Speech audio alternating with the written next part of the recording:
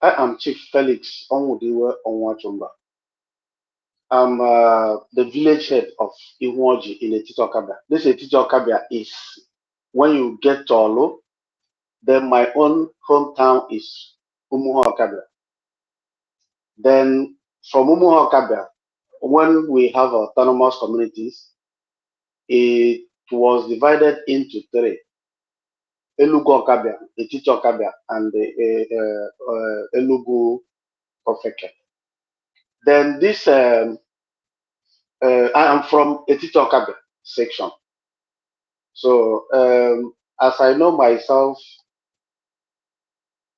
I can't praise myself so much, but there's no place you asked about to Felix Onwuachumba. They cannot tell you better about myself because market sells itself, not for me to sell myself to say I'm good and this and that. No, but I know by the grace of God I'm a good man.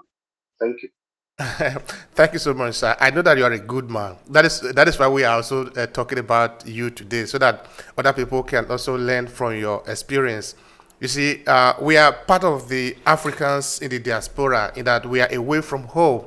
So it is important that we look for some elderly people who have lived, who have had some experiences to teach others, so that they can also have a bearing in life. This is also the essence of this conversation. Because we are in the diaspora, you understand that for us in the diaspora, it is very important to talk about our origin, our root. So I'm going to be very intentional when I ask you your childhood, where you are coming from, so that you give us a background, so that this way it help also other people who maybe are coming from Africa, but of maybe on the fifth or sixth generation who have never been to Africa before. They don't know. Maybe you might say a certain name in Igbo land, in Oka, in Anambra. They don't know what that thing really means. But by you explaining it because you have been there, it helps them to have a bearing. So this is the essence of this. So could you please tell me a little thing about your childhood? This is very important for us. Okay. From my childhood, I was growing along with my parents, my father, and my mother, and my other siblings. Within that very period, my father is an oil producing man and is a wine tapper. He was a wine tapper too. Then during that very time, actually, we used to help him, even to an extent that it doesn't. When you go to an extent, by the time we grew up, went to primary school, when you come back from school, my father can never allow you to, when you eat, my father can never allow you to be go out to be playing along with other people. He would like you to go to that oily producing mill he has at our market there to make sure that you help him out.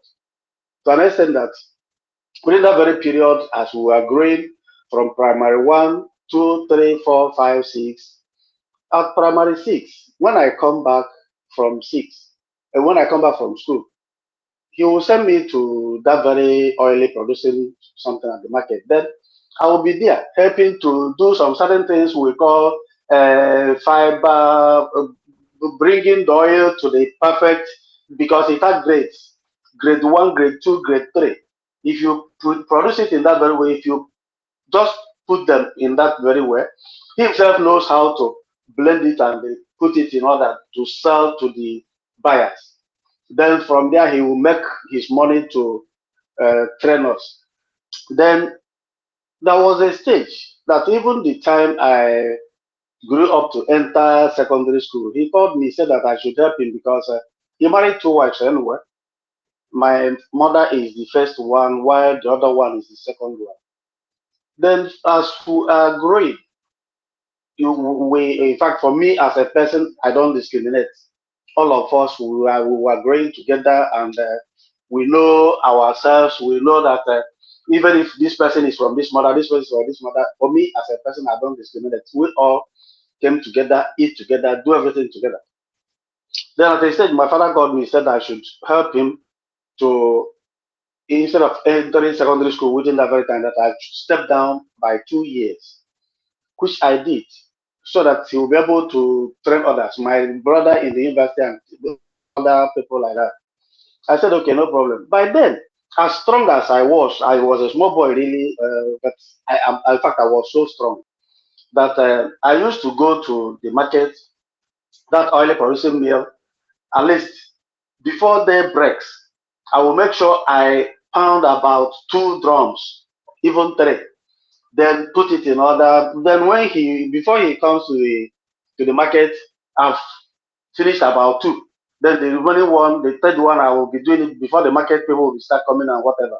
When I finish it, then they will bring something for me to eat and drink. Then I will go home and bath and get myself together. So my father, because of that, my father loved me very, very well. That's nothing he doesn't teach me. And again, I mean something good. He doesn't teach me. And again, even if I ask my father, this is what I need, my father will not hesitate to give it to me because of I was a very strong boy by then, and I was helping him very well to make sure that everything is in order. Then even to an extent that he taught me how to tap the palm wine, both the upper wine and the other one, because it's 2.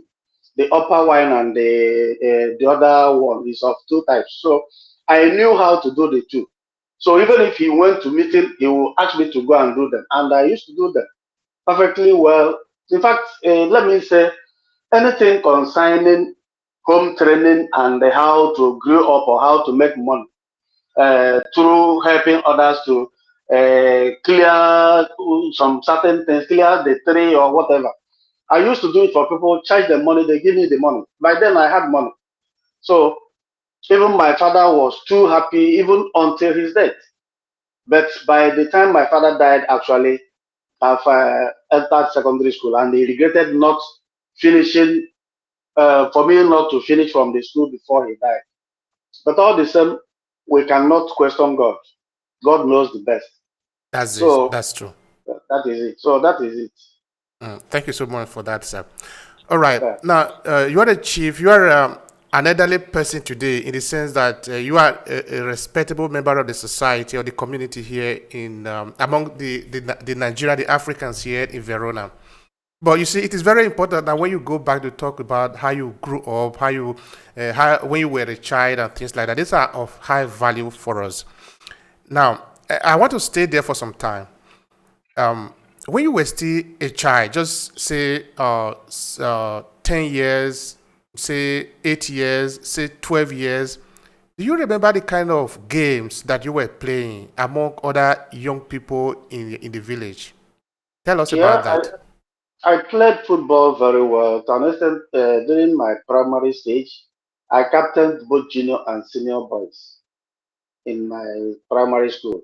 But by the time I entered secondary school, I decided not to because even 100 meters, 200 meters, I do even high jump and whatever. I did all these things, and I was doing very well. But for the fact that for me, I felt like if I continue on that by the time I entered the secondary school, it will disturb me a lot because you'll be in the school, in the class, like what I'm trying to say, you'll be in the class when teachers are in the class teaching, they will come and call the masters will come and pick us like that. That was that was the thing that made me not to stop about playing football and other games. But in terms of Yeah. maybe things that are mainly more traditional games that you play, can you say anything about that to entertain yourself? Um, really coming of traditional games, I didn't play any traditional game because this oil producing something I was telling you, I said about took my time. There was a time even my father, by then, let me tell you why this oil mill took my time very well. There was a time thief people used to uh, collect their oil from their oil mills through fraudulently act and whatever. So by then, around 2 a.m., mid morning, say to say, that's 2 p.m. is what I'm trying to say. 2 a.m. Sorry, my father will just wake me up. Then we'll go to that oil mill something to check whether there is five people around or whatever. If there's not, then they will come back. So traditional dance or traditional whatever you're asking about, I didn't play any traditional game at all, at all. All right, all right. That's fair enough.